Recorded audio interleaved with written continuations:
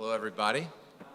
Welcome to the Kluge Center here at the Library of Congress. The Kluge Center is right through those doors over here where we have at the Kluge Center scholars in residence that at both the postdoctoral level as well as more established scholars such as Ivan Krastev, who's the chairman of the panel here today. I'm John Haskell, the director of the Kluge Center. This panel is part of a series that we do that we call Conversations on the State of Democracy. And we're very glad you're here. Avail yourself of the sodas and the water and snacks. And I think we're in for a very interesting panel. I'm going to tell you a little bit about how Ivan fits in here.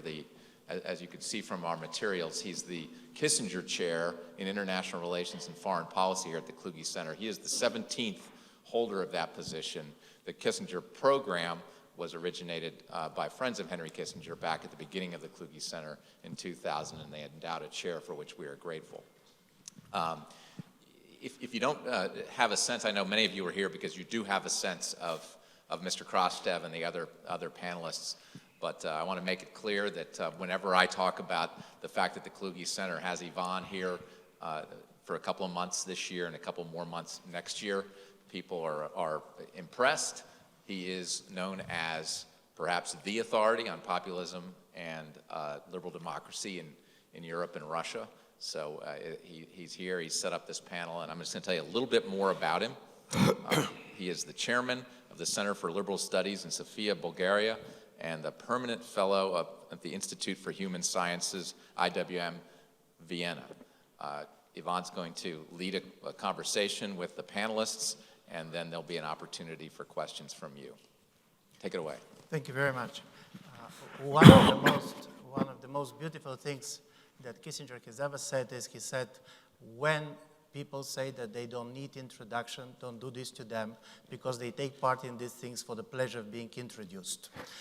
So of course, I'm not as kind of spectacular as the introduction was, but it was a really great privilege to be here, and only somebody who has not been part of the Kluge Center doesn't know how beautiful it is. The people that you see on the panel and some of the people that you see in the room are part of a strange project that we started 2 or 3 years ago. And I'm basically going to introduce it in order to understand why we're here and what we're doing. There is a famous story saying that the actor, the Hollywood kind of megastar, Cary Grant, once was invited to a charity cocktail in Hollywood, but he has forgotten his invitation. And there was this very tough lady on the entrance, and he said, I should enter. Where is your invitation? He said, sorry, I have forgotten it. And she said, you cannot enter. And he said, but I'm Cary Grant. And she looked at him and said, you don't look like Cary Grant. And he said, nobody looks like Cary Grant. And this is quite important because when we started, one of the things that we have been very much interested in was there was all this talk about liberal order. The liberal order never looked in the way basically the scholars have been writing about it. Nobody looks like Cary Grant. But at the same time, some years ago, when basically all the talk about the crisis of liberal order started, we figured out the discourse on the hypocrisy of the West on one side, but also the Western discourse on the hypocrisy of others is becoming a very central discourse. And what is quite important is that attacking somebody for being hypocritical is the way basically to attack without offering alternative. You're attacking all the time people for standing up to their own ideals or values, so you don't need basically to do anything else. So then the Center for Liberal Strategy, with a great support from the Robert Bosch Foundation, we decided to do one of those projects that people are not doing anymore. To connect a very interesting group of people, a mixture of policymakers, policy intellectuals, academics. And we decided to visit 4 countries in which the discourse of hypocrisy is central to the way they comment on foreign policy. Russia, basically very much talking about the color revolutions and the NATO expansion. Turkey, very much centering on the relations with the European Union. Iran because of the nuclear deal, and also we have been interested in Greece because during the European crisis there was a lot of talk about the bailout plan and was basically Brussels hypocritical in the way it was treating these countries. On the other side, the West itself was very much kind of unhappy with the hypocrisies of the regimes which likes to talk like democracies and liberal orders, but at the same time the idea was that they have been faking it all the time. So what we have been doing was a lot of series of meetings, but I'm talking about meetings, 30, 40 people, and trying to cover the whole political spectrum, members of governments, both Russia, Turkey, Iran, members of the opposition, academic think tanks. And then we came here because, interestingly enough, nevertheless that people basically can be very critical to what is happening in the US, when it comes to foreign policy, there is one thing that the current administration cannot be accused of, and this is of being hypocritical. In a certain way, you have a very strong talk about interests only. Most of the policies are not justified on value level. And for us, the question was, how much words matter? And our starting assumption is that policy is not simply what governments do, but also how they justify their policies. And even one and the same act of the government being justified differently is a different policy. And this for us was a try to way basically make sense of the transformation of the world. So what we're going to do, we're not going to present, and what is interesting about this project, we're going to end up with a report, but much more interesting was to keep the diversity of views. When we talk about the crisis of liberal order, we're going to present 4 different points of view based on a 4 different type of a crisis. In a certain way, everybody talks about the crisis of liberal order on institutional level, value levels, but for every person, this is also the crisis of certain context that he knows best. So I'm going to start with Robert Cooper, which is probably one of the most legendary European diplomats and author. He wrote one of the classical book of the self-understanding of the way the European Union was looking around the breaking of nations. He has been the foreign policy advisor to Tony Blair, and after that he left because he was not supporting the war in Iraq, and he was the foreign policy advisor to Javier Solana and then to Cathy Ashton. And from this point of view, he and his view of Brexit is going to be the first thing of way we are trying to introduce how through a kind of a local crisis we are experiencing what is changing in the world. So Robert. Right, thank you. So I'm going to say a few words about where Brexit came from, about the referendum campaign, and about the consequence of the UK leaving the European Union for the international order. First of all, where did it come from? Well, I'll be quite honest because I'm not paid by anybody, so I say what I like. It came from the Conservative Party. The Conservative Party had a problem. It's had a problem for a long time with the European Union. And it became quite serious for David Cameron, and he decided to go above the party by having a referendum. Actually, Harold Wilson did the same thing back in the 1970s with a different result. And so the Conservative Party is a kind of institution in long-term decline. It used to have 3 million members, and now it's somewhere below 100,000. So it's actually an increasingly pathetic organization. But it's one of the 2 increasingly pathetic organizations that runs our country in Britain. David Cameron used to go around by saying, the people of Britain are demanding a say on Europe. Actually, the people of Britain didn't care that much. They were interested in education, in housing. They were wondering why their salaries had remained static, whereas those of the bankers who ruined the country were racing ahead. They were wondering about all those normal things. They weren't that bothered with the European Union. However, they then held a referendum campaign, and everybody became bothered with it and has never ceased to be bothered with it ever since. It's the way in which you may be friends when you start a war with a country, but by the end of the war, it's guaranteed that you've got enemies. And so the referendum created a problem it didn't solve the problem of the Conservative Party, but it transferred the problem to a higher level. And instead of ruining the Conservative Party, they've decided to ruin the whole country. That's the kind of proximate cause of the referendum, was the problem in the Conservative Party. The longer run cause was a general failure of the government and all responsible people to explain the European Union properly. Now, it's very difficult. It has become increasingly visible because this is a very complicated, gigantic, in a way, enterprise and institution. And actually, what's happening now makes clear that almost nobody understands it completely. I worked there for 10 years, and I discover new things every day that I didn't know about it.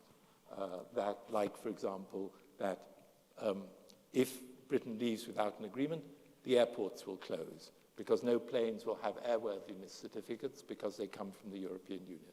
Thousands of things like that will stop. It's it's hidden, but it's much more important than anyone understands. So it was out of the Conservative Party's problem and general ignorance. And then the referendum campaign made extraordinarily good use of the ignorance.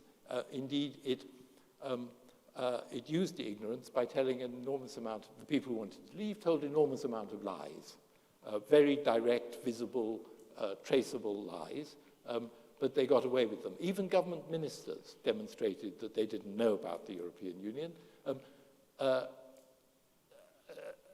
And people didn't know, as usual, there was an immigration element. What are all these foreigners, particularly what are all these European foreigners doing here? And people thought several things about the European immigrants, and Britain is full of them. This makes London much more colourful. They thought that these people were responsible for the decline in the social services because they were arriving and making use of the social services which they hadn't paid for. It's not true. Actually, the immigrants were mostly young people. They were healthy. They didn't use the healthcare system. They were net contributors to the social services. So that wasn't true. Another bit of ignorance. You ask people in Britain, where does foreign investment come from in Britain? And they'll tell you, well, they say, I think, they normally guess that about 30% comes from the EU. That's a mistake. It's actually 63% comes from the EU. They think about 30% probably comes from the USA. That's wrong. It's actually 17%. They think that, it's 23%. They think that 17% comes from China. The answer is it's less than 1% comes from China. Overwhelmingly, investment in Britain that's foreign comes from the EU. And that means that supply chains go across national boundaries, having no customs controls and things like that, having completely open market with the EU is absolutely essential for the British economy. So the campaign was full of lies, and the campaign also took place at a rather unlucky moment because of complaints about immigration, which were mostly not justified. But this took place at the moment when there was a vast migration crisis going on in the Eastern Mediterranean as a consequence of the Syrian war. Migration crisis was nowhere near Europe, but it was all over the TV screens. So that was another bit of bad luck. And then there was a bit of sloppiness on the part of the government in the way in which the referendum was organized, but I leave that aside. Now, what about the consequences of Brexit? Assuming that it's going to happen, I assume that it's going to happen, although I'm not absolutely certain, because I have never seen such chaos in Britain before. Anything is possible at the moment. But the likely result is that the UK leaves. That will leave the UK isolated, weak, and impoverished. That actually is bad for the liberal order, because the UK is a liberal country, and it's played a useful role in what I think of as the liberal order, which is essentially NATO and the European Union, and then you've got one or two slightly less important add-ons like the IMF and the WTO and the UN, which doesn't function that well. But basically, the West is the liberal order. The UK, isolated, angry, quarreling with its neighbors, is not a good thing for the liberal order. And then a final remark on what is the liberal order. I think another definition of the liberal order is it's what's brought us peace for 70 years in all kinds of different forms. NATO, and when I think of NATO bringing peace, I'm thinking of the Cold War, but not just of the Cold War peace between East and West. I'm thinking of peace within Europe. The fact that before NATO, every country in Europe looked at their military and compared it with the military of their neighbor. And Britain used to run something called the two navies standard. We wanted to have a navy that was equal to the next two countries. Sometime end of 19th century, we stopped counting the USA because we knew we couldn't compete. But so everybody compared themselves with their neighbors. Under NATO, nobody does that unless they complain about the Germans not spending enough on defense. So NATO is a powerful part of what has brought peace for 70 years, and the European Union. There are two ways of having peace. One is to be very powerful, balance of power and all that. The other is to have good political relations with your neighbors. And the European Union is intended and systematically does that. Now, people will tell you today, well, peace, who cares? That's all old hat. Now, I was sort of brought up with Joan Baez, so I take peace more seriously. Actually, what people in Britain forget is that we had a low-intensity war which went on for 20 years or more in Ireland. And we do have a land border. We think we're an island, but we don't. We have a land border with the Republic of Ireland. And a condition of the peace settlement in Ireland, called the Good Friday Agreement by most of us, and in Northern Ireland called the Belfast Agreement. Always a bad sign, that, when they have different names for the same thing. But the background condition of that was membership of the European Union, that you didn't need to have, on the one hand, that you didn't need to have a border in Ireland, so that those who wished to could live in a united Ireland, as indeed in the north, if you wish to, you can have a Republic of Ireland passport. And that's very important. And I can develop a scenario in which, if you recreate the border, you can recreate what they called the Troubles, but which was actually a low-intensity war. It's perfectly possible.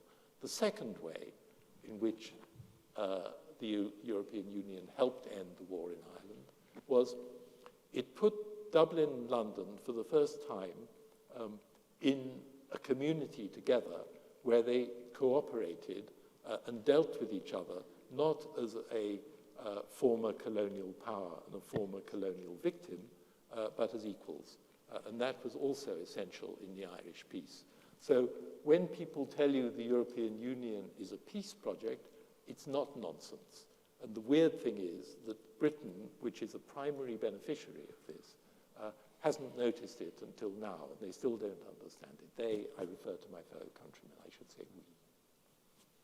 So that's a bit. I'm sorry, there's much more to say, and I've gone too far. Thank you very much. I was listening, and if I remember rightly, during the 20th century, there is only 1 year in which a British soldier has not been killed in a small or big war outside of the territory of the United Kingdom. And by the way, this year is 1968. From Britain, we are going to move to the United States. And for most of us coming here, and we had a lot of meetings for the last 3 days, the biggest problem is you have two kinds of school of thoughts in Europe today. There are people who are seeing the changes in the United States as kind of a car accident. Something happened. There was a major kind of accident in 2016, but they're going to be returned back to the normal, so we should wait for 4, 8, 12 years. And then basically, everything is going to be the way it was. And there was a people who said, much closer to this school, is that the current president didn't create the wave, he's serving on it. There was a major transformation. There was a certain type of a foreign policy consensus that did not fit to the public consensus there. There are certain changes that are going to survive, nevertheless, of who is going to come to power. And from this point of view, for us, one of the most interesting questions was, what are these changes? What are the emerging consensuses of the way the United States now views the world, keeping also the fact that it's not simply about American foreign policy, but also about very much polarized domestic political space. So now I'll go to Rosa Brooks, who is here basically to give her take how she sees it. Goodness, that's a tough task, explaining American politics and foreign policy. So, as Yvonne said, this project is about hypocrisy and the role, negative and maybe positive, that hypocrisy plays in the discourse about the liberal international order. And maybe I should just start by saying that not only is Donald Trump not a hypocrite, he may be many things, right? He may be lying, he may be corrupt, he may care only about his own interest. But partly for all of those reasons, it's hard to call him a hypocrite. He doesn't pretend to be anything other than what he is.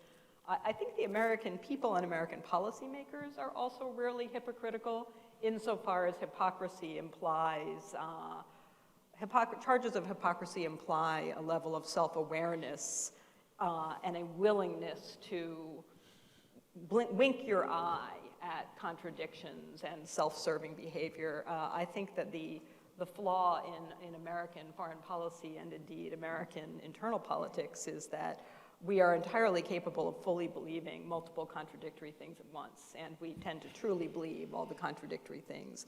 I think that when it comes to both the liberal international order itself and when it comes to Americans' understandings of our own country and our own politics, there are these central contradictions in it that we have never resolved, and we have lived for 70 plus years telling ourselves that perhaps we don't have to resolve them and trying to pretend that they don't exist. And here's what they are. Let me start with the so-called liberal international order, right? Think about the contradictions that are at the heart of the UN charter system that emerges after World War II. We have, on the one hand, a profound and quite revolutionary commitment to the idea of universal rights possessed by individuals, not by virtue of their belonging to a particular state or group, but simply by virtue of being human.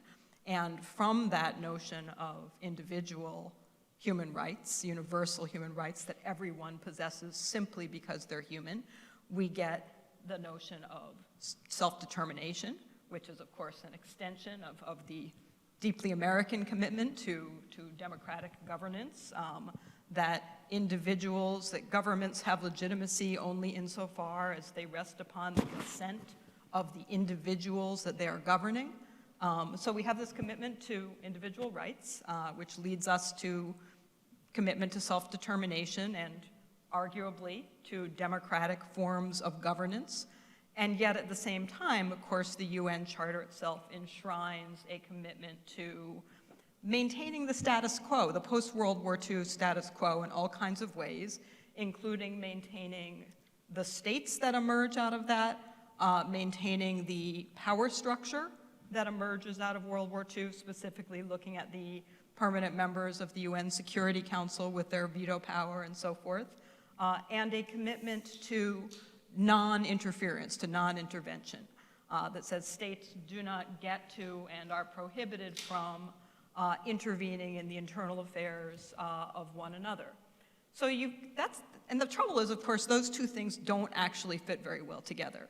If you posit that individuals have rights to self-determination and to free expression and to all sorts of other things, and you posit that states and international organizations such as the United Nations have a responsibility to protect and defend the rights of individuals and the aspirations of peoples. And then you also say, oh, but by the way, you can't interfere in the status quo, and by the way, a system which says that 5 states have permanent veto power in the Security Council, not because a democracy chose those states, not because they have the majority of the people, but simply just because. You can't sustain that. There's no possible way to square those things completely.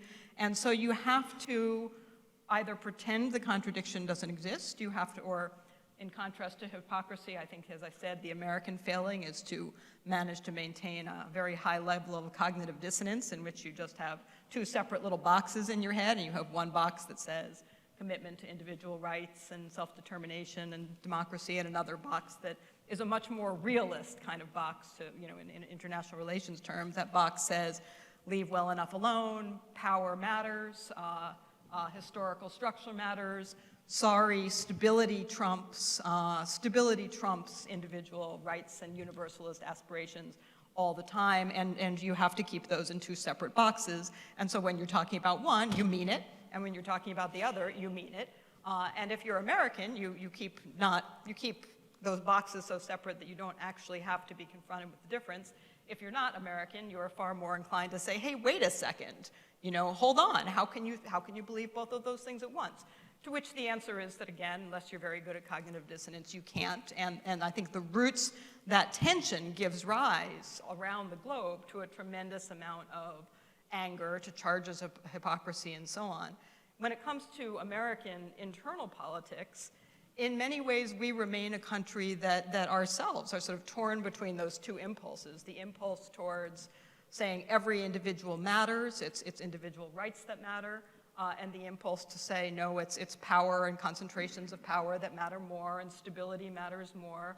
And I think that in some ways, when we look at the election of 2016, when we look at what's going on in the US right now, we're very much seeing a conflict between a vision of America that is very much about the protection of rights and universalist principles versus a discourse that says, nope, it's about power, it's about stability, it's about protecting the prerogatives of those who either hold power and want to keep it, or used to hold power, have recently lost it, and would like to have it back.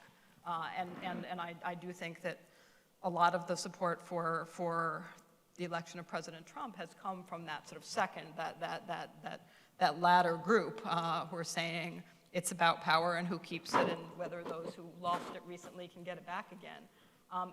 There too, I don't think it's so much about hypocrisy, but it's about these competing visions, which most of us would deny that we have, and we deny that we have them, and we deny that they're competing.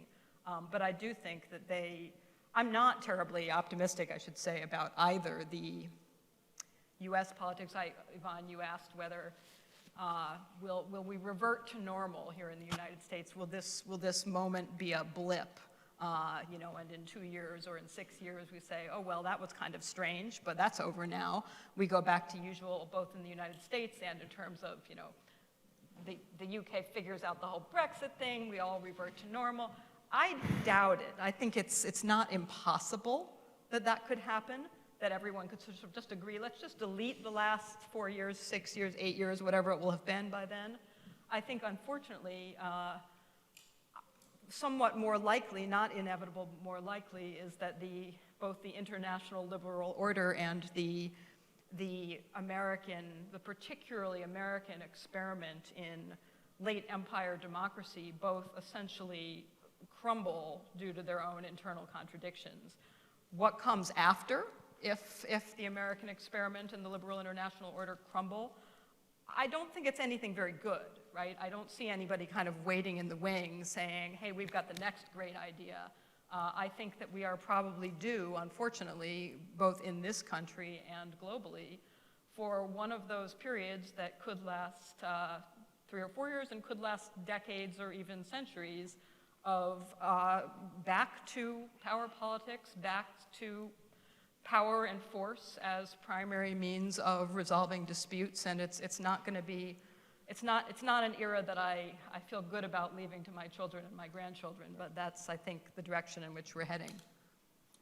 Thank you very much. And of course, Rosa knows something about this contradiction because she's a famous also human rights professor who served in the Pentagon. So in a certain way, she knows both words.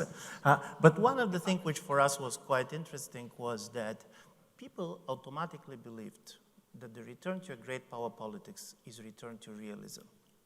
And this is something that I'm personally questioning. And this is what not you're seeing. In a certain way, identity type of a great power politics, and Stephen Walt, one of the famous realists, was part of the group. It is one thing with this type of a highly politicized and kind of a changing the way nation interest is defined. This very rational realism view of foreign policy in a certain way does not look very convincing. But Thomas Bagger, who is the foreign policy advisor to the German president, and who is probably one of the best known public intellectuals in Germany when it comes to foreign policy, recently he said, the end of history was an American idea, but European reality, and particularly German reality. And I'm going to say why for Europeans this talk about the change of language appeared to be much more important than to anybody else. For the United States, for Russia, for China, for Turkey, moving for a much more liberal values-colored justification of government acts is a problem of choice. European Union cannot easily shift to the national interest type of justification of its policies. It's not a nation state. And by the way, if you see the nation states, some of these nation states are very small. I can easily understand what it means for China or for the United States becoming protectionist or nationalistic, but you should try to explain me how Bulgaria is going to benefit from the world in which everybody goes this way. And from this point of view, in a certain way, the German dilemma and the problem that Germany is facing as a leading EU member state, in my view, is one of the most interesting, but also one of the most challenging. So, Thomas. Yeah, thank you, Ivan, and thank you to all of you for coming. I think, you know, when I look back at the last 25, 30 years since the fall of the wall, the end of the Cold War, which happened sort of at half point in my life. This was the most surprising, the most unthinkable event that I could possibly remember. And I was in a US university computer lab in College Park, not very far from here, and did my master's degree there. And this was sort of before laptop time. So we sat at this computer lab, and there were American students coming in, and they're saying, they're taking the wall down, they're taking the wall down. And I thought, you know, they must have gotten something wrong. Which wall are they talking about?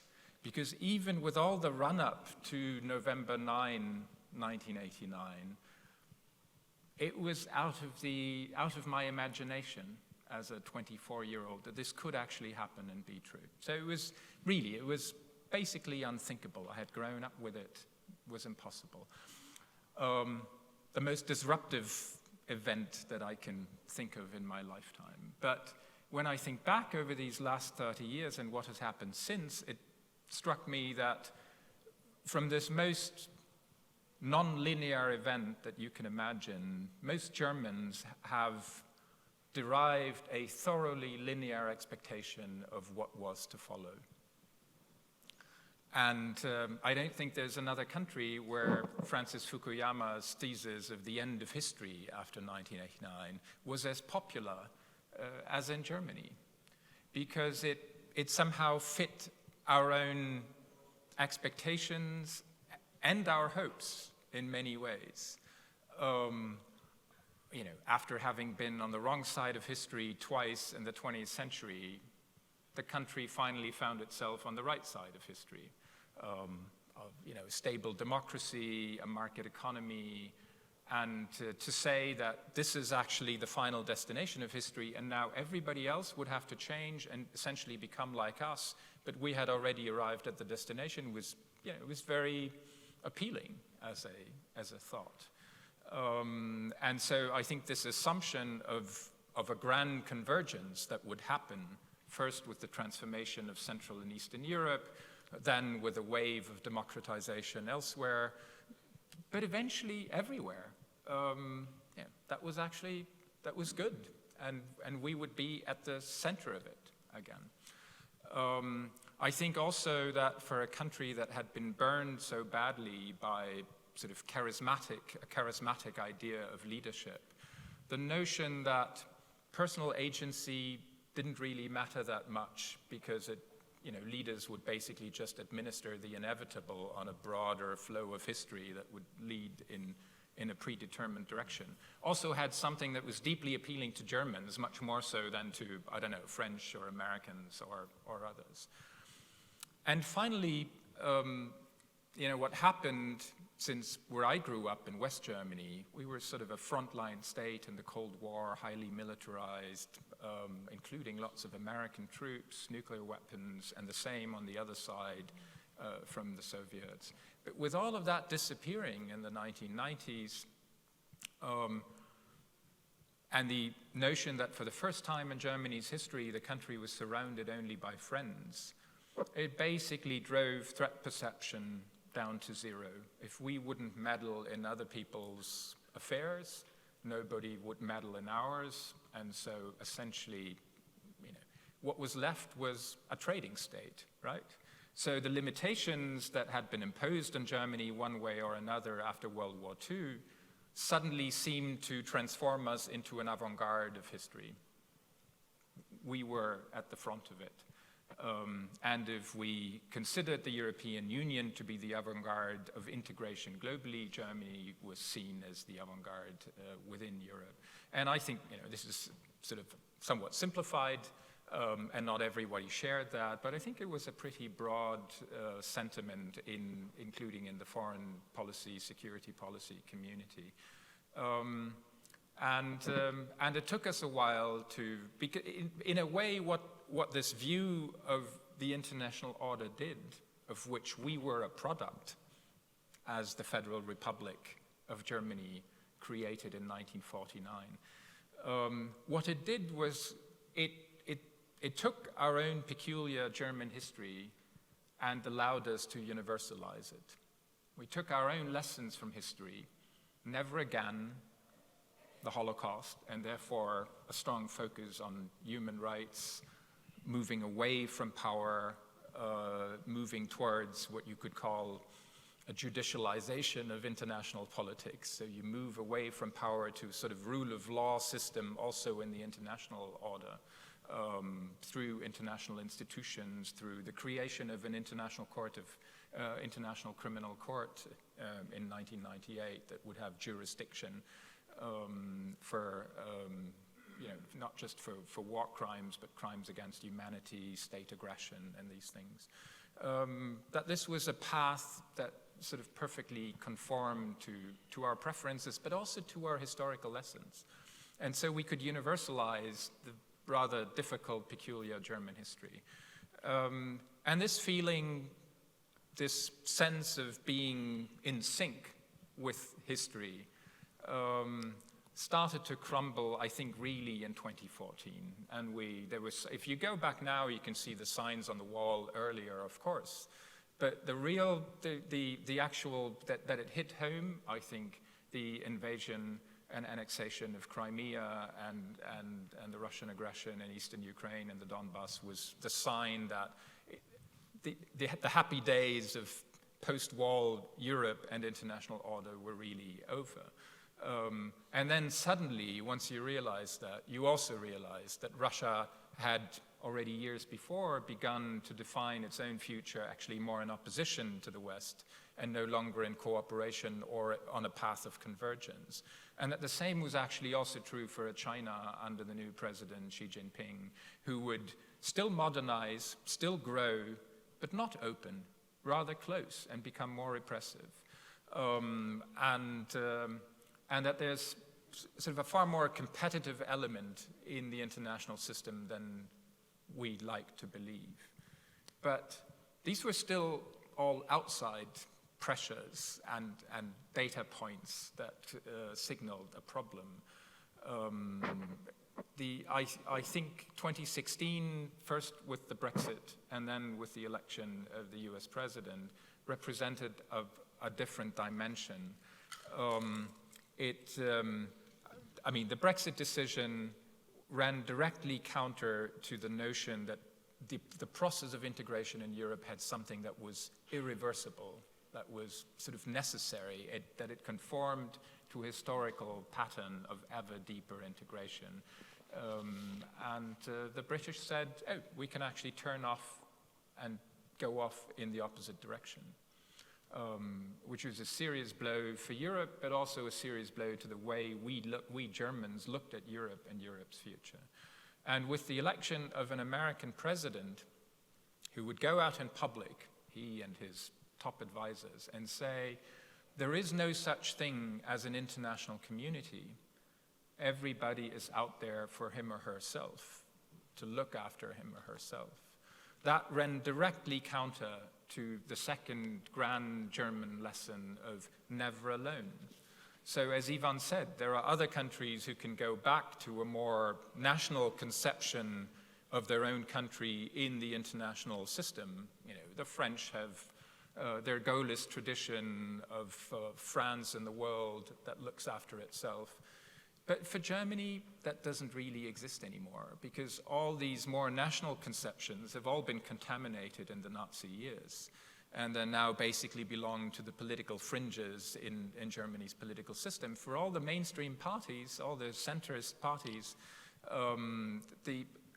there is nothing but a multilateralist foreign policy that looks at Germany's future always linked to its neighbors, but limited, but also legitimized in organizations that include partners. And that is why I would say there is no other country that I could think of that is as challenged by the worldview as it is articulated by the current US president as is Germany, that in itself looks at itself so much as an American post-war creation. And this conceptual challenge now to imagine the world and our role in the world at a moment when our own lessons of history and the course of the international political system sort of diverge after we thought they would run in parallel for forever, hopefully, but certainly for longer than it did, is a pretty painful situation in Germany, and it's just starting a foreign policy debate of, well, what is then Germany's role and what should it do? And most of that points to Europe. Invest in the European Union, invest in a network of multilaterally oriented nations. And that is where Ivan's point comes in. You can sort of a national political system can survive a populist challenge.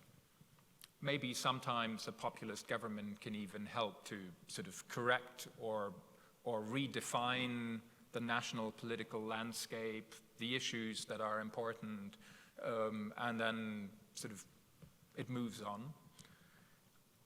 It is quite difficult to imagine the same for the European Union, because if you think of it, it is made up of 28, and once the British have left, 27 member states.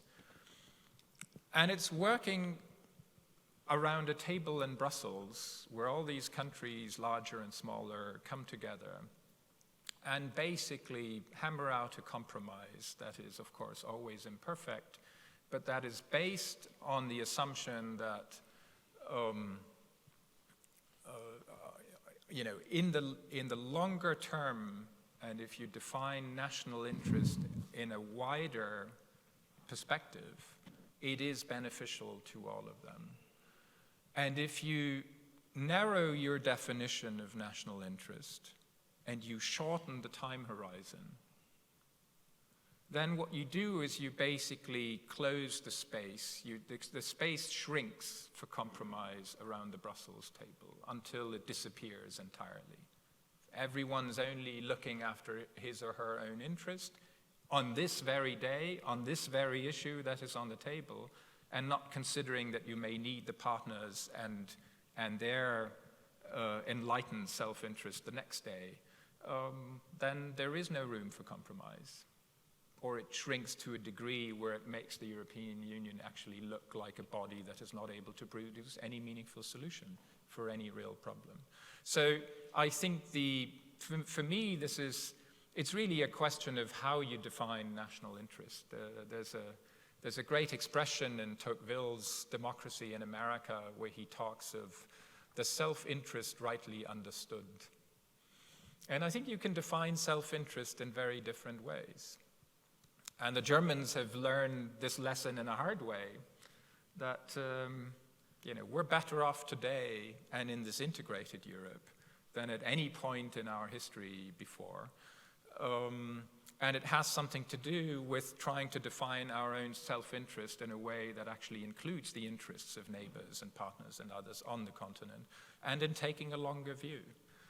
And what puzzles us now is that not just here in the United States, but also elsewhere in the world, national interest is defined in an increasingly narrow and short-term perspective. And that leaves us in a situation where the solution we thought we had found to the German problem of being the biggest country in the center of the European continent, too big to be just one among many, but not big enough and strong enough to rule all others, that solution may not be as permanent as we had hoped. Thank you very much. I do believe we're going to have time to discuss it, because some of the more radical Eurosceptics are going to ask questions like this. Yugoslavia did not manage to survive the end of the Cold War, because the very existence of the state was very much embedded in a certain type of international context. Could European Union become the major victim, basically disintegration of the EU, of the end of a liberal order as an international environment? And I do believe this is a fair question, and this is why for us, basically, when Europeans are asking about this, in a certain way, we're much more nervous than many others. But the interesting story about liberal order was that it was always about relations between states, but also what is happening within the states. And when people have been very positive on the liberal order, starting with the beginning of the 21st century, one of the critical countries was Turkey. Opening of Turkey was critical for something that is happening not simply between states, but how the new relations between states are starting basically to change states. And we are going to have basically the view of what is happening, the Turkish perspective of these relations between the foreign and domestic politics, and talking about one of the key countries that in a certain way also symbolizes something that can become problematic with the crisis of the liberal order. And Soli Ozel is the person to say this. Well, I prepared other notes, but if you want me to talk about those, I'll This talk. is the problem with Turkey, also with their NATO behavior. They always prepare other notes.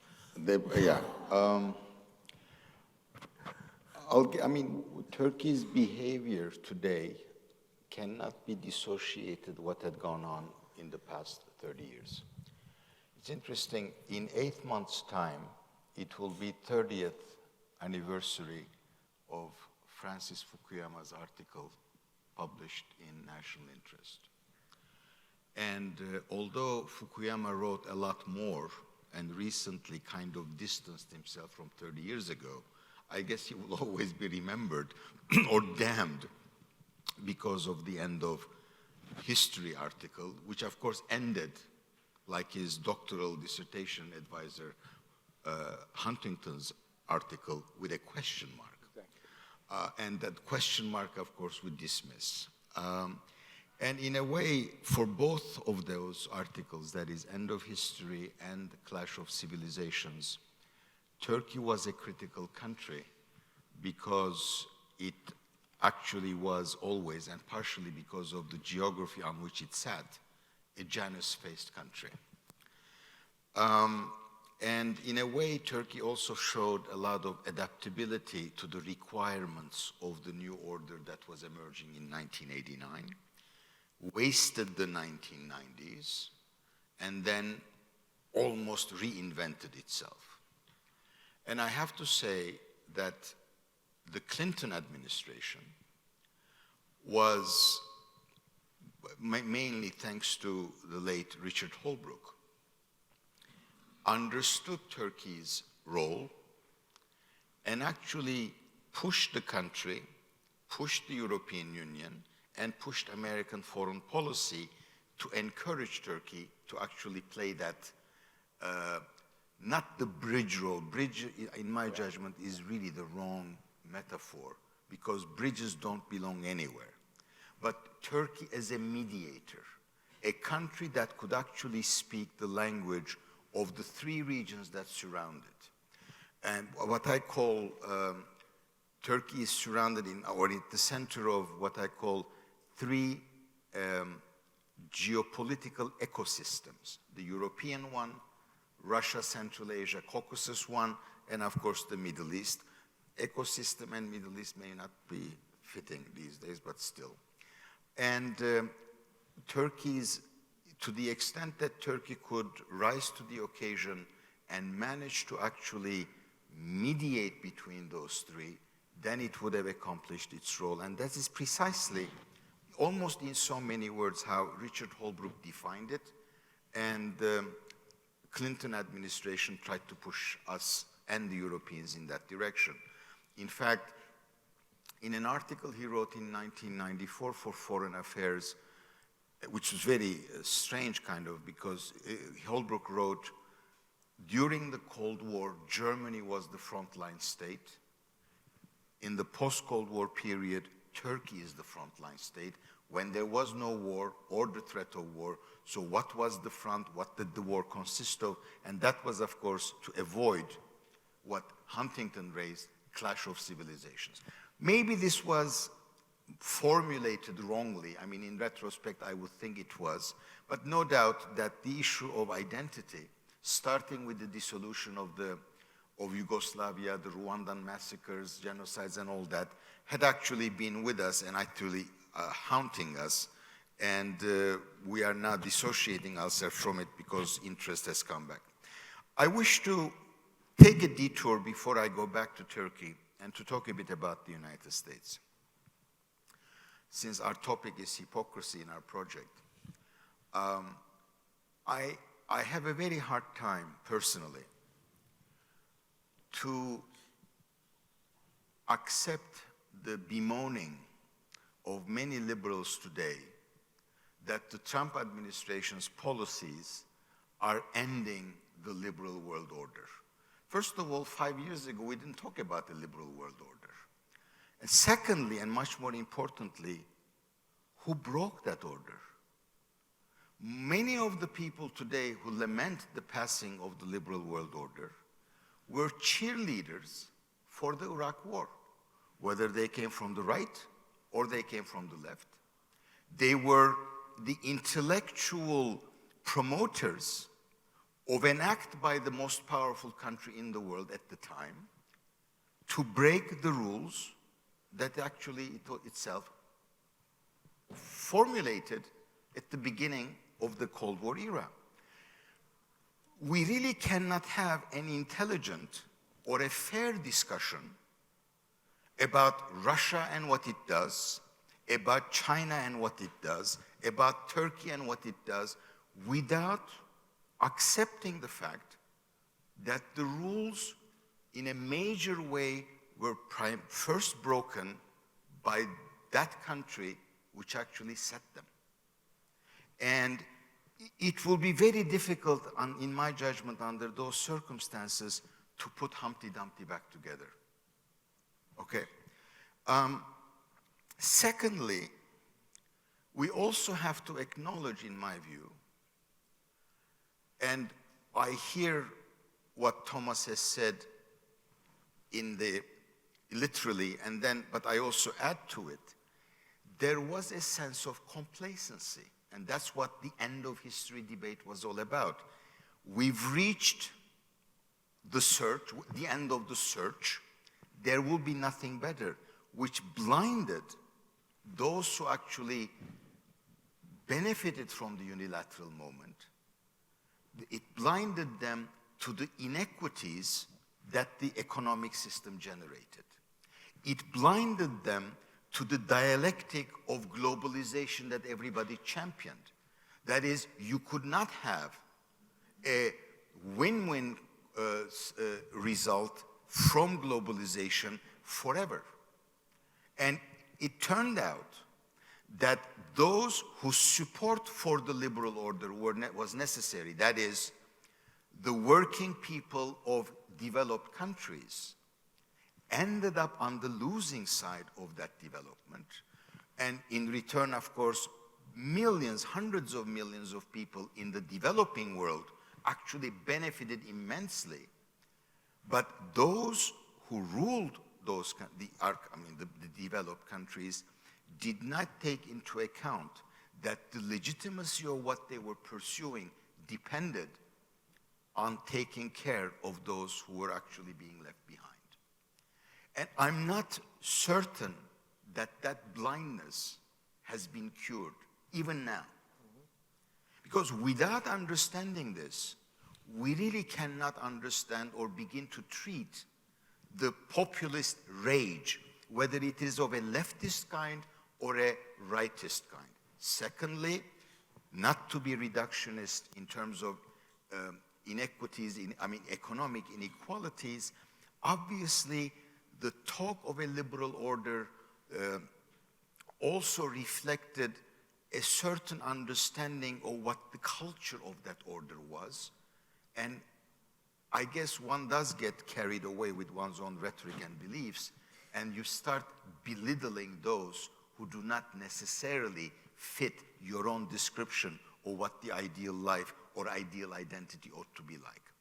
And now, once the vase is broken, these are really very difficult things to fix. I mean, Germany's unemployment rate is what, 3.8?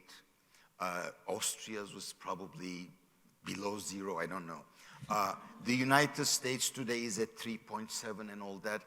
And if it was even more equitably done, once those questions have been put on stage, it's very difficult to actually change the conversation back to one where you use the terms that you used to be using. So we've got to accept that. So, and coming to Rosa's question, do we go back to what you used to have once the blip is over? The blip may not be over, that's one thing. And second, even if it is over, we cannot go back. I mean, we're back to ancient Greeks, right? You cannot take, we don't get bathed in the same river twice, okay? And the Greeks have a lot of wisdom to give us on that. So coming to Turkey. Turkey, of course, is a very flexible country, or it can be. Okay, we will play the dialogue of civilizations card, and we will give the European Union a chance, as the European Union was going to give us a chance. And I must say, for a very, in retrospect, of course, for a fleeting moment, both sides actually dropped the hypocrisy, double talk, and insincerity that defined their relations forever. Very fleeting moment. I wish that both those who were in positions of responsibility in the European Union and those in Turkey actually truly understood the meaning and the potency of that moment and actually went ahead with it. That wasn't to be. We're now back to our usual positions. But in between, though, because of the weakening of the international system, and I personally do not talk in terms of the return of geopolitics. I'm more comfortable with geopolitics finally waking up from a long sleep, because I don't think geopolitics ever died. The United States exercised it. With the return of geopolitics, decline in American power, and the colossal failures of the Iraq War, Turkey, of course, repossessed for itself an identity that it is usually very comfortable with, and that is a post-imperial power which wishes to become an important, not to be ignored regional power. And I must say, I also detect in Turkey a imperial trauma syndrome. I guess Mr. Cooper could understand me well. They lost an empire as well. The thing is, our trauma really came a bit late, about 90 years later. And now we're trying to make up for lost time, and therefore all of the regions that surround us are for Turkey fair play in terms of projecting Turkey's power and vision of, I guess, hegemonic domination. And whether or not Turkey will be able to do that still is out in the open. But I'll conclude with what I'm sure most of you, at least with some interest, are following: what happened to Mr. Khashoggi and what kind of policy Turkey is pursuing in that. I have to say the Khashoggi affair fits right into our project. There was a murder, a rather gruesome one. It is now, I guess, pretty obvious that the Turkish government was aware of it. The British government knew about it in advance. And unless the American intelligence was, as usual, sleeping on the job, they must also have had some inclination as to what was going to happen. And therefore, we're now playing a game. And the game, therefore, beyond the moral aspects of the murder, this has now become a dance between three partners. How will Turkey treat Saudi Arabia? How will Turkey, or will the United States side with the Turkish narrative and then dump MBS? Or, as the president said initially, I have arms to sell, I really cannot jeopardize that. That remains to be seen. I mean, again, he was not hypocritical, but it's obvious that for this particular issue, at least for the moment, the American political system, for a variety of reasons, and American media and maybe civil society are not going to let this go. And if indeed this leads to a dumping of MBS as a result, that will really be a victory for a non-cynical approach to power relations. And with all the problems that it had so far, Turkey, I think, managed it relatively well, protecting national interest, but also keeping interest alive and also giving enough information. And at the end of the day, this may turn out to be the defining or a decisive moment for the Middle East to see whether it will be the Saudi version of an Islamic power or a Turkish version of a Sunni power, that is going to have more of a say in the future order of the Middle East. Don't count on order in the Middle East, though. Thank you. Thank you very much. My idea is just to go and to take any type of a comment, any type of a question, not just answer one by one, but try to make it much more as a discussion and then going back to the panel. I just want to stress one thing that I do believe is interesting at least for our starting point when we started. Every order goes through crisis and being changed. So from this point, there is nothing that is happening that is historically unexpected. But if you go back to 1989, 1990s, the major story was that this was a kind of a world order which everybody is going to feel victorious. And go on the level of the rhetoric, it is not simply that the West has won the Cold War, but the Russian people has won the Cold War against the communist regime, and everybody was winning. 30 years later, everybody identified as a victim and loser.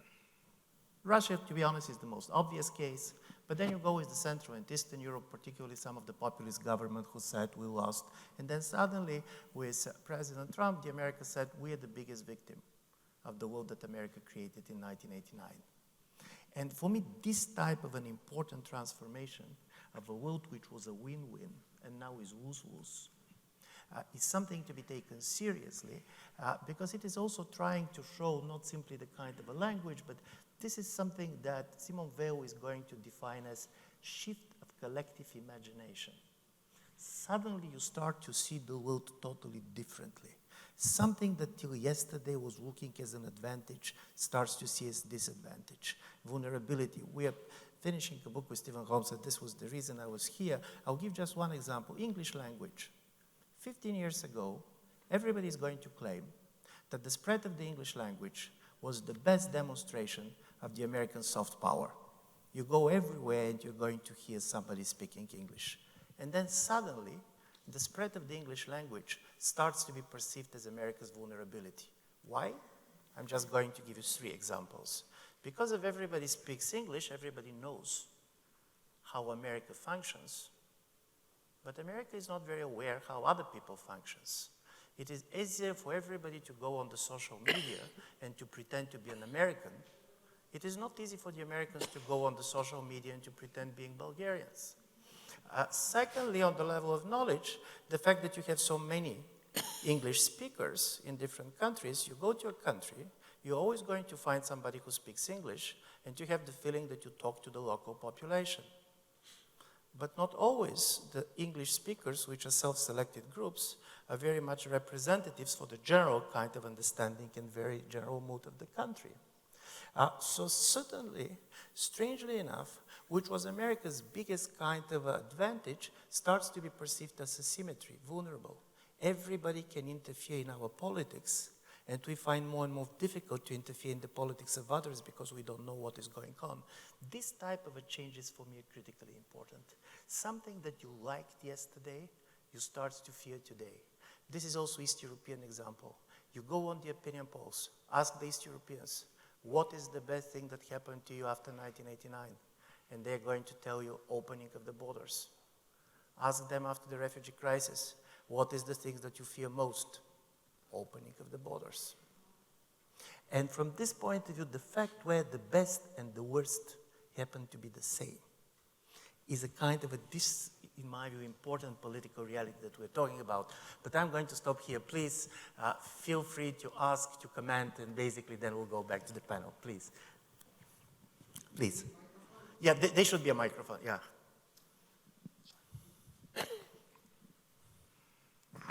Thank you. This was very interesting. I have a whole bunch of questions. I'll limit it to 2. First, on the question of Brexit. Theresa May was opposed to the idea of Brexit at the beginning, but when she took office, she promised she would implement it. Of course, she's taken forever to do so, and I'm wondering, is she trying to get someone to force her to call a new referendum to try to reverse the decision? That's question number 1. Question number 2 from Ms. Brooks. You talk about whether the U.S. will return to normal. And I'm just wondering, what is normal? Was George W. Bush's administration normal? Was the Obama administration normal? Is there such a thing as normal? Thank you. Yeah, please.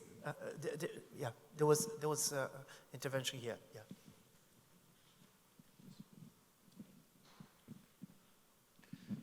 Thank you for those presentations. Very interesting. My name is John Van Ouden, and I'm from the Library of Congress. I worked on European politics for a long time. Just as a comment, but feel free to comment on it on the comment if you would. I think hypocrisy is a very interesting conceptual way to look at it, particularly when it's Putin versus the West or Erdogan versus the West or whatever. But from an internal Western perspective, I think a useful way to look at it is laziness. I think it strikes me how lazy the elites of the West, who talk endlessly about this liberal international order, how sort of lack of effort they've put into even understanding what creating and maintaining that order was. I mean, I could give many examples, but I'll just give one. The Bretton Woods system. You have to read article after article after article in which Eikenberry and others go on and on about the alphabet soup of the Bretton Woods system. How hard people like the young Paul Volcker used to work to maintain, you know, the convertibility of the dollar into gold at $35 an ounce and not keep the whole system from crashing down. And it was just really hard work. Now, Germany runs a $300 billion trade surplus. The US runs a $500 billion trade deficit. It goes on and on and on. The IMF is a bunch of well-paid bureaucrats who give advice to mostly developing countries and occasionally a country like Greece. But there's no really hard work that goes into, you know, maintaining a difficult, costly world order. And so what we've simultaneously done is put less and less effort into maintaining that order and made it more and more expansive, both geographically. It's supposed to apply to everybody except a few rogues, to use the lingo of the 90s, and also more and more areas, International Criminal Court, Kyoto, and so on and so forth. So there's a kind of a laziness. We invoke the international order, but we don't put much effort into it. Now, the Cold War, of course, imposed discipline. You know, it was partly, you know, if the dollar goes, if we go off the gold standard or whatever, you know, the world's going to come to an end. That's what people like Johnson and Eisenhower thought, and so on. So the East-West conflict imposed a discipline. Maybe it was just a different sociology and so on. But I do think we have a problem not only with hypocrisy, but also with kind of effort. And the European Union is a wonderful thing, but it does kind of, and you know, enlargement cost, and it was not cheap and so on, but it does kind of spin out lots and lots and lots of projects that sound great, but how much real effort, you know, goes into actually realizing that? Anyway, that's a comment, but I would like, you know, anybody to comment on it as well. Thank you very much. There was a question there, and then here. Yeah, here, please. Yeah, and then here. How do you see global capitalism fitting into these shifts that you're talking about? Thank you. Please.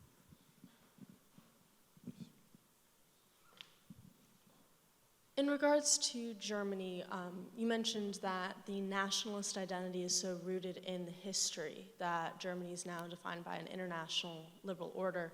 If Germany were to shift back to the national identity, do you see some of that extremism still coming up, and what are your comments on extremism that has arisen in Germany, the neo-Nazi sentiment?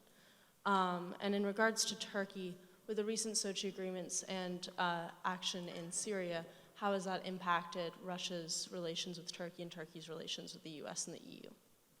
Thank you. Yeah, question next to you. And then Dobre den. I hope I said it right, did I? Yeah. Would it be better for American foreign policy if more Americans, especially foreign policymakers and politicians, instead of speaking English while abroad, if they know French or know German or know Polish, that's becoming very popular to learn, and they spoke in those languages instead? Would that be a way to, almost from the bottom up, start to rebuild the international community and a sense of global solidarity? Because instead of everyone else speaking English, it'd be like us speak, you know, I'm going to speak your language, or I'm going to learn a little bit of yours. It'll build connections that may help solidify the international community to become more pro-democratic and more working together in solidarity like it used to be. Yeah, thank you. Yeah. Probably this is, if I'm right, the last question, if I'm not missing something, yeah. Hi, thank you so much for all of your comments. I was thinking about what you said in terms of hypocrisy and like how it's represented now in the US. In terms of education and raising this new generation to think about American hypocrisy, how do you think that's going to work? Is it so embedded in our institutions that even like the education we receive at this point kind of represents that, or do you think that there's a way that that can be applied broadly in education moving forward for the new generations? Thank you. Thank you very much. We'll go basically back from Turkey to Britain, the imperial arc, this time the other way. And we try to be very concise. On your question about languages, and which is critically important, Carl Schmitt, who is somebody that Germans normally are not going to quote, used to say that victorious powers tend to lose curiosity. Part of the problem with the end of the history story is that you're not very much interested in the world because they're coming to you. One day they're going to be like you. you know what they're going to be, why you're interested who they are. And from this point of view, it was very different than the kind of a knowledge dynamics during the Cold War. If you see the effect of the Sputnik on the way basically the Americans have the feeling that they don't know the other side, everybody was learning languages, you have the feeling that there is something very important that you should learn. Now you go to your countries, and what you're seeing basically is what they don't have. You come to Bulgaria and they said, they don't have rule of law. They don't have this, they don't have that. In a certain way, you're starting basically to understand countries on the basis of how different they are from what they're going to be in some time. And this is not good from the knowledge base, and I very much agree with you. It's not simply that you should learn the language, but basically it means that you should very much try to understand how society functions and not how dysfunctional they are from your point of view. And this is a different story. Of course, knowing English language also creates on the outside world the totally false image that you understand the United States, and particularly it could be a very cynical image. There is a well-known quote when Mr. Shoigu was promoted to become the Minister of Defense of the Russian Federation. He had a talk with President Putin, and Putin told him, listen, and you're now going to do the international relations, you're going to deal with the Americans, you don't need to do too much, just watch the House of Cards. And this is part of the story that, okay, House of Cards probably is telling you something about the United States, but if you're going to make all your policy towards the United States just based on watching the House of Cards, this also can turn to be not the greatest idea, but I'll go to Soli. And you wanted to find out Turkey's policy in Syria and its closeness to Russia? Well, Turkey made a number of miscalculations, and I think it's a tribute to its geopolitical position that despite those errors, it is still, as they call, at the table. The major error Turkey committed, apart from thinking that Assad would go easily, was to attack a Russian plane thinking that this might lead to a mobilization of NATO on its side in order to actually pursue its policies in Syria. It didn't work. In fact, in return, the Russians kind of punished Turkey. And in the meantime, the United States, Turkey's ally, has gotten even more intimate with Turkey's sworn enemies, that is the PKK's Syrian branch, PYD. So that led Turkey to reconsider its relations with Russia, and it also led the Russians to reconsider their relations with Turkey, which actually was becoming a bit desperate.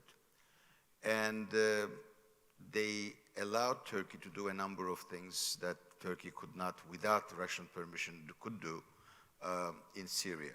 So for the moment, Turkey is using America's indecisiveness and kind of weakness, and the Russians' immense desire to divorce Turkey from NATO, playing both sides. How long that can go on, I really do not know, but so far, Turkey was able, I think with both a blink from the United States and with the help of the Russians, to make sure that the PYD could not control all of its southern border. And that to a certain extent resolves Turkey's security problem.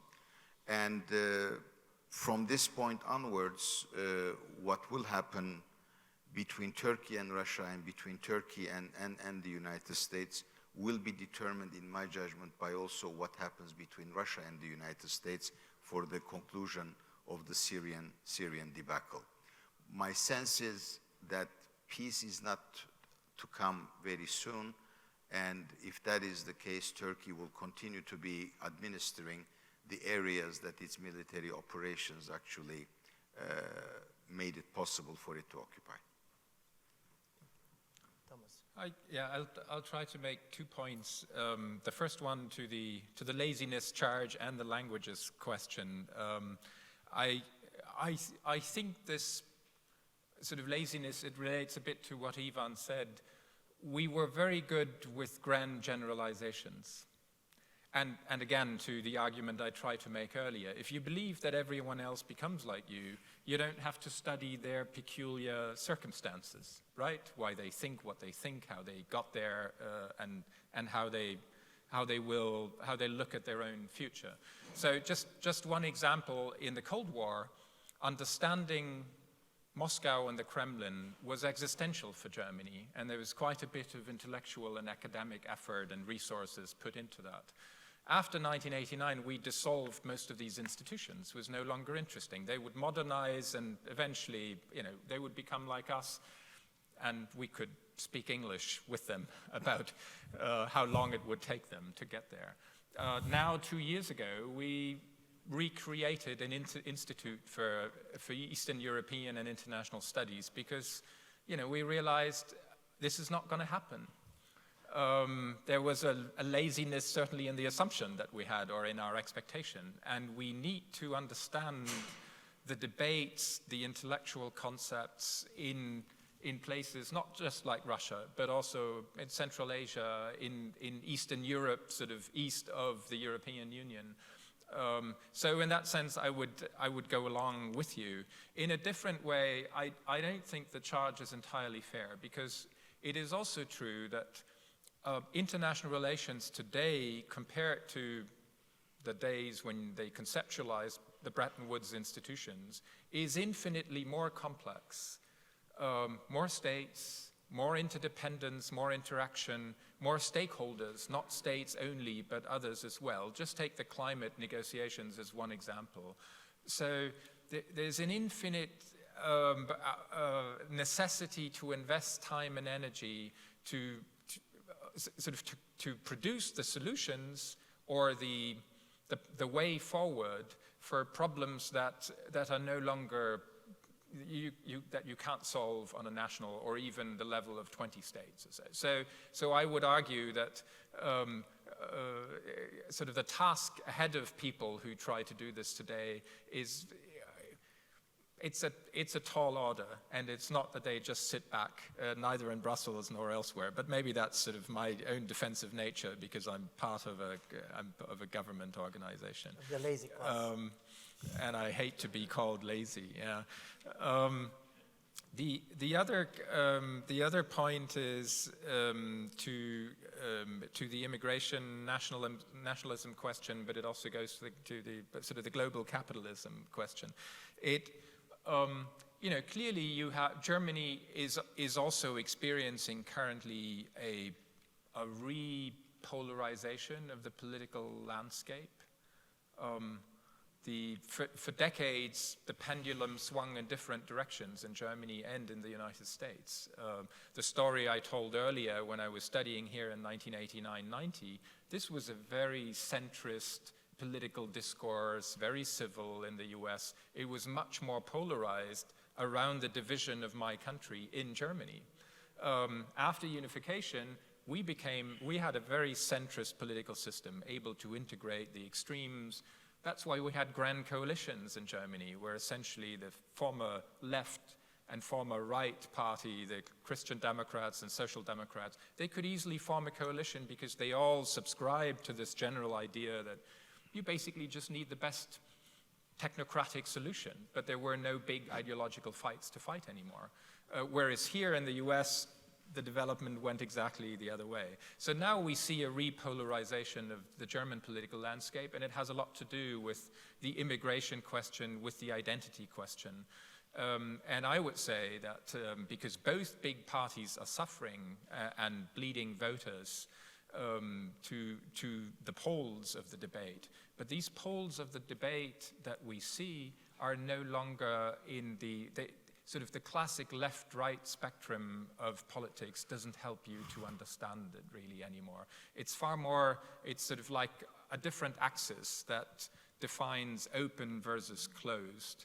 And if you think about identity, do you think of something that you need to protect, that you need to close off against foreigners or others, or those who are not part of it, whether that's an ethnic definition or a culturalist definition, people who cannot possibly become part of it?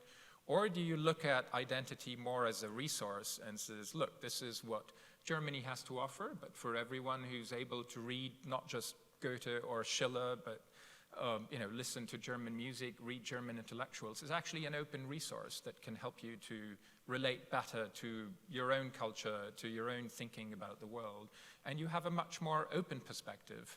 And that's what I see developing, that's the spectrum along which political forces are aligning themselves. And clearly also in Germany you have those that basically want to tell sort of the story of a victim, and we need to protect ourselves from attacks from outside or from others and from immigration and so forth. And that is what gets me to the global capitalism question as well.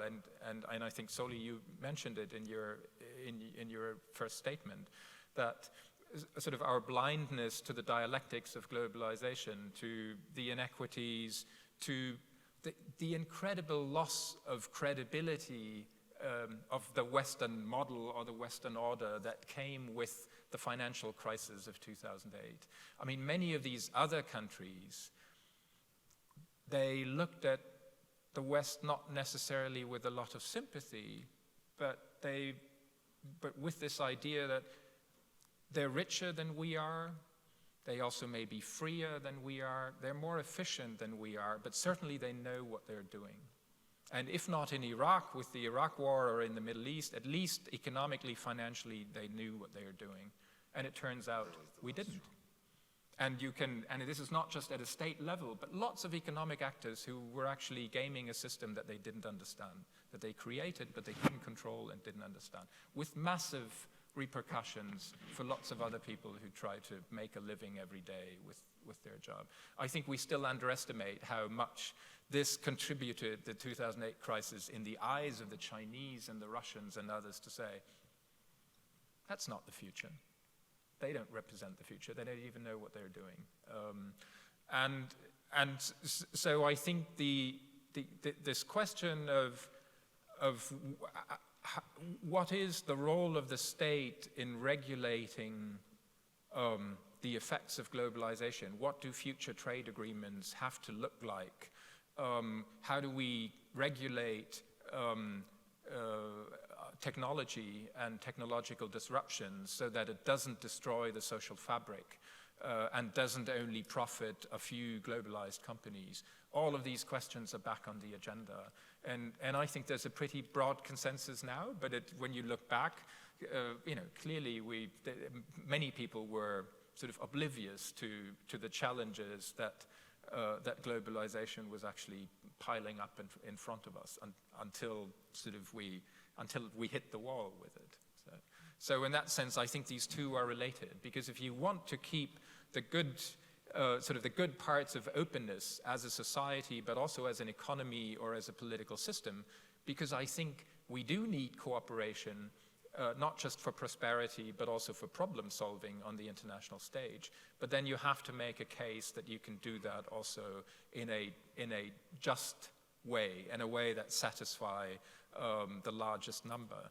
And otherwise, those who will argue for a closed system, and you only look after yourself, and basically everyone's out there just to get the better of you, then that will win the day. And I think part of you always have this group in each and every society, Germany, but also every other country. I think the stunning realization in 2016 in Britain or in the US was that can actually be enough to take over and govern a country. Rosa. Yeah, let me start with the question of whether the US can go back to normal. What is normal? I don't think we can for two reasons. One being that, you can't step into the same river twice. It's a different river and you're a different person reason. But also, I think that the normal was, as we've been saying, so full of contradictions that we weren't acknowledging. It was an unsustainable state of affairs. And I see Trump in many ways less as a cause than as a symptom, or maybe Trump is the equivalent of pouring gasoline on a fire, but that fire was already smoldering. It's just that under Trump, it's now a full-fledged conflagration. But I think even without, I think all of the forces that brought us to the moment that we're in were there before the election of 2016 in the United States. We saw them in Europe. We saw them in other parts of the world. And I suppose this connects to the laziness point in that I share Soli's eye-rolling over the sudden nostalgia and insistence that we must shore up and preserve the international liberal order. It's like the old quip about the Holy Roman Empire being neither holy nor Roman nor an empire, that the international liberal order, it turns out, was neither entirely international. There were entire states and peoples that were left entirely out of it, nor was it particularly liberal, nor was it very orderly, as it happens.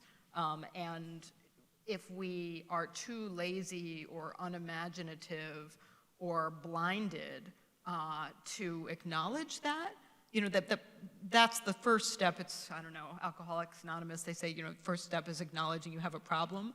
If we can't even go that first step and acknowledge to ourselves that the international liberal order never looked like Cary Grant, to switch to Yvonne's metaphor, then I don't know how we go about resolving any of those internal contradictions. And I was reminded when you were talking, my favorite, of the role that as you say, the United States played a significant role in undermining and making sure that that order would not be fully international, liberal, or orderly through actions such as the Iraq War. I was reminded of one of my favorite Putin quotes, which I think I've quoted to my friends in the hypocrisy study group on previous occasions. Vladimir Putin, always quotable, in and this was not over the Iraq War, but when Kosovo declared independence unilaterally, and of course the United States, along with most of the EU states, had said, no, Russia, don't worry, we are not going to support Kosovar independence from Serbia, absolutely not, we support Serbian sovereignty, etc. And then when Kosovo unilaterally declared independence, and the EU and the United States immediately said, okay, we recognize Kosovar independence, Vladimir Putin said something, this is not a direct quote, but it was more or less along these lines. He said, you Americans, you Europeans, those of you recognizing Kosovo's independence, you do not understand, you are overturning 200 years of international norms about sovereignty, and you do not understand this is a two-sided stick, and the other end will come back and hit you in the face. And of course, a few years later in Crimea and so on, that stick did come back and hit us in the face. And he wasn't wrong to level that critique. One of the things that depresses me most is I do think that in this country, and we've been talking about this with our friend and colleague Steve Walt, one thing that depresses me most is I think, inability of the sort of mainstream foreign policy elites and also Democratic Party elites to grapple with any of those contradictions. And it pains me to say that I still see these statements coming out of, my favorite Washington liberal think tanks and organizations, where you'll get this sort of unblushing contradictions where, you'll sort of simultaneously say, we recognize that endless war is not good for our nation, and so we will work to end these wars. We recognize that terrorism is a scourge to the whole world, and so we will pursue terrorists to the end of the earth. And you think, wait a second, hold on. How are you going to do both of those things? Because if you think both of this, that's not going to work. And yet I think that we are still lazy or still blinded, that there is a fantasy that there is a sustainable normal that we can simply revert to and just edit out this whole business of Trump and this whole nationalism and populism business, and it really isn't. And the final question, I'm sure I'm missing several, but about young people and how do we educate young people to not be quite as hypocritical and not be quite as lazy. I almost worry, and I have 2 teenage children, and I watch them, that they are so deeply aware of American hypocrisy that I worry it becomes paralyzing. That they do not think of the United States as a force for global good. They think of the US as a force for global disruption and inequality, and of course they're right to think that, but I do worry a little bit that that leads to a sort of sense of paralysis. It's not laziness, it's depression. It's a sense of, oh well, you know, we're out of big ideas. Communism didn't work, the great American experiment didn't work, the international liberal order wasn't so liberal or orderly. You know, we're out of ideas, and I don't quite know how to urge them and urge others in their generation, urge the students I teach to say, don't give up, don't be lazy, but don't stop being creative and imaginative, or then we really are done. And if there is a bright side to Donald Trump and the various other Trump-like conflagrations that we're seeing around the globe today, you know, it's the old saying, you know, what does not kill us makes us strong. If this doesn't completely blow things up, I think it does create some potential space for people to break out of those old left-right dichotomies because they have proven inadequate. You know, and I hope, I would love to see young people viewing this more as a clarion call to say, all right, those old ideas did not work. What's the next set of big ideas? And that's going to be your job to figure them out. May I just No, say I think I think I would rather go for little ideas, actually. I think the big ideas are the ones that get us into trouble. But and I think that the world can be made better, but I think that it's mostly made better bit by bit. And I think that the US played an absolutely fantastic, stunning, indispensable role in that. And one ought to remember that. And, you can see it if you have to, and now there are lots of, and when the US makes mistakes, it makes gigantic mistakes. And my personal view has always been that the first duty of Europe is to stop the US from doing really stupid things. And that's why actually it would be better if the UK was in the EU, because, but still one ought not to, I mean, if you're European, you can't forget how the US handled post-war Europe. It's actually a miracle. So maybe I can just answer one or two of the other questions. I wanted to add one sentence. You did mention Paul Walker. He just gave an interview, I think, at 90-some. And I think what he says that is important for the next thing. We're still in the era of Ronald Reagan. That is, government is not the solution, government is the problem. And what Paul Walker was saying was, we have to make public service valuable again. That is, in my view, part of the answer. I just wanted to add that. Robert. Just to, I come back because I have it it's stuck in my head. In I'm not very good at the dates. It's in 1943 or something like 20th century. 20th century, yeah. 20th century. But anyway, I wasn't yet there, but still. In 1943, the German who was in charge of running Denmark as an occupied territory in World War II received an instruction to solve the Jewish question. He almost certainly knew that the third secretary in the German embassy, Georg Duckwitz, was going to inform the community leaders in Denmark what was coming. And so when the Gestapo arrived to arrest the Jews, they found only 200. Well, that was 200 too many, but the rest escaped.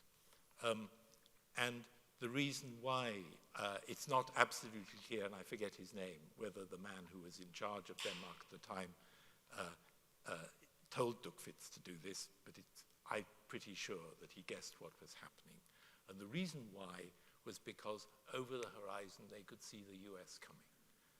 And the guess that you made at the point that this order went out was you guessed that that the world was probably going to be a liberal world. Well, he'd got a lot of debits on his balance sheet, and he wanted to try and finish with one credit. And I think that it was even the looming presence of the US at that stage in the war was a good influence. And there's much, much more behind that. So that's just intervention because it happened to be in my head. But I want just to come back to one or two of the questions. First of all, the mention of the IMF. I think the IMF is an interesting case because the IMF was set up to manage a system which is completely different from the one that we have at the moment. And you thought that this system was being destroyed with the Nixon shock, as they called it in Japan. Actually, it's not a bad thing that we have a serious international institution that has some responsibility, rather vague, for the international financial system. It's not exactly a lender of last resort. That's Wall Street is a lender of last resort. But the ability to cooperate in financial crises and the ability of the IMF to steady national crises and to help Wall Street, basically, at the moment, deal with real international crises, I think that that's actually indispensable for the order at the moment. So it wasn't what they planned at Bretton Woods, but it's, I think, still a very, very valuable institution. Makes mistakes like others do, but learns like others do. It's the good thing about institutions, unlike men, is that they sometimes learn. Second, a remark on languages.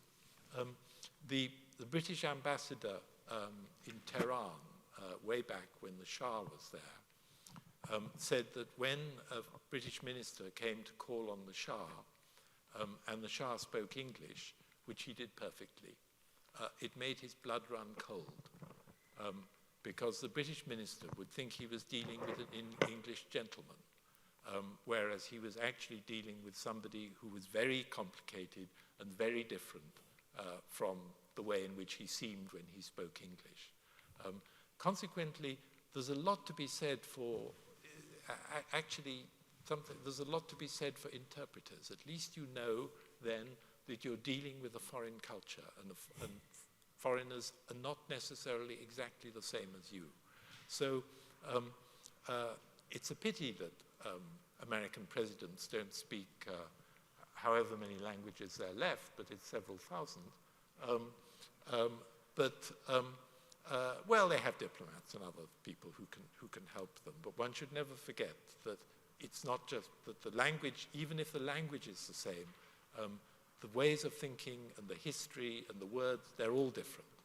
And then I come back to the question that was kind of, in a way, for me, which is a complicated one. Theresa May, wow.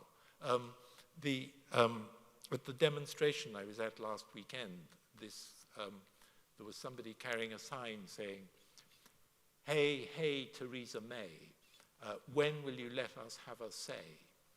This recalls the last demonstration I went on, which was against Vietnam War. In between, I've missed the demonstrations. But you've been in office. Yeah.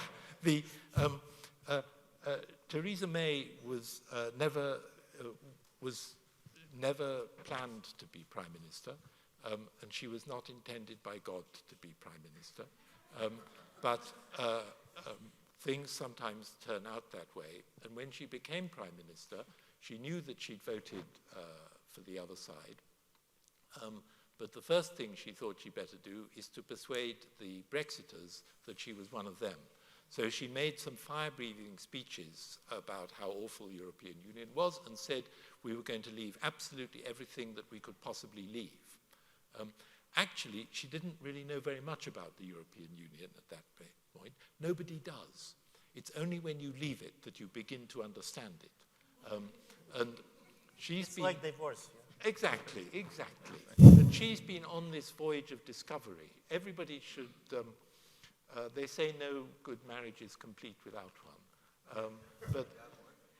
So everybody ought to try and do a mock divorce early on in their marriage, and then they would realize what they were going to lose. She knew about one specific sector quite well, and she operated in it quite efficiently, but it's a very narrow sector concerned with things like European arrest warrant and very useful instruments, but very narrow sector.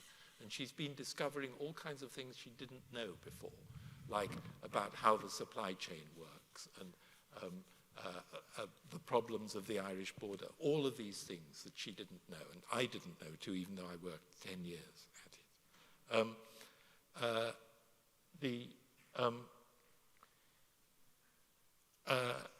The other thing that she's learning is she's learning how extraordinarily difficult it is. First of all, it's extraordinarily difficult to negotiate with somebody if you don't know what you want. And her opening slogan of "no deal is better than a bad deal," she didn't know what she meant by a bad deal, and she certainly didn't know what, quotes, "no deal" was going to mean. So this was completely vacuous, and you can't govern just by slogans. Now, as the more she discovers, what a disaster leaving the European Union potentially is for the UK, and the more she's trying to find ways around it. But she's also discovering that negotiating with the European Union is one definition of hell. And negotiating with the European Union on absolutely everything and all things that are vital to your country is about as bad as you can get in terms of hell. It's the seventh circle, or it's I don't know which way the circles go. Anyway, it's the hottest part of hell. So it would have been better if the UK hadn't started the process without knowing what it wanted and how it was going to get there. But the point about the European Union is it creates fantastic solidarity among the member states because, as I think someone said earlier, I think it was probably Thomas, you're always going to need somebody else's help the next day. You can never afford to break with everybody. So if somebody's got a problem that matters to them, then you really take it into account. You mold your policy around it. The Irish care very, very deeply about the Irish border for very good reason. The European Union will not budge from supporting Ireland because it's a member, it's one of them. So for the first time in history, we have Dublin, which used to be kicked around by London because it was just a rather difficult colony. We have Dublin dictating the terms to London. The European Union is anybody who wants anything now. The Spanish were talking about whether they might get Gibraltar back. I'm not sure how we fix that. But anybody in the European who wants something from Britain is now in a position to demand it. So this is the most awful negotiation that you can imagine. And the most sensible thing to do would be to give up the whole idea. So I think that's probably a good place to stop. Can I have just because Robert was kind enough to bring up the case of Georg Duckwitz, who saved the lives of 7,000 Danish Jews 75 years ago. And it brought me back to your question about education.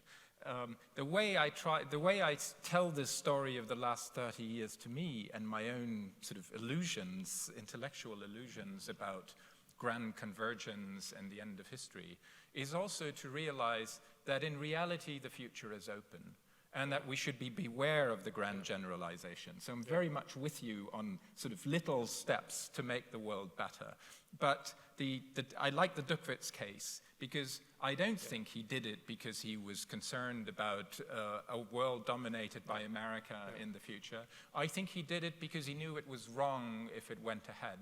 He knew what was coming, and he decided that he was in a position, he knew the right people, to actually open a door for these 7,000 people to escape to Sweden across the narrow waterway between Denmark and Sweden. And what that story really tells in the midst of very dark times is individuals matter. Yes.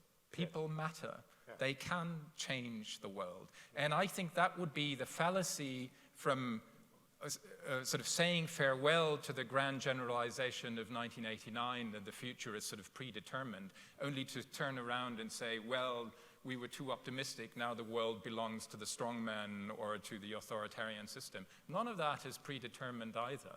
So it actually does matter what you're interested in, which position you're in, and what you do with the space that is accorded to you. And I think that's actually quite an optimistic outcome for me. So I would say, be curious and aspire to something. And you never know when you may get the chance to make some decisive... Well, we all don't know. Yes. And that may be a test, but it also may be a way to prove yourself and actually make the world better. Listen, history does not end, but the panels do. And I want very much to thank you. And I really do believe that people matter, even people on the panel matter. So thank them, thank you very much, and thank for the Kluge Center.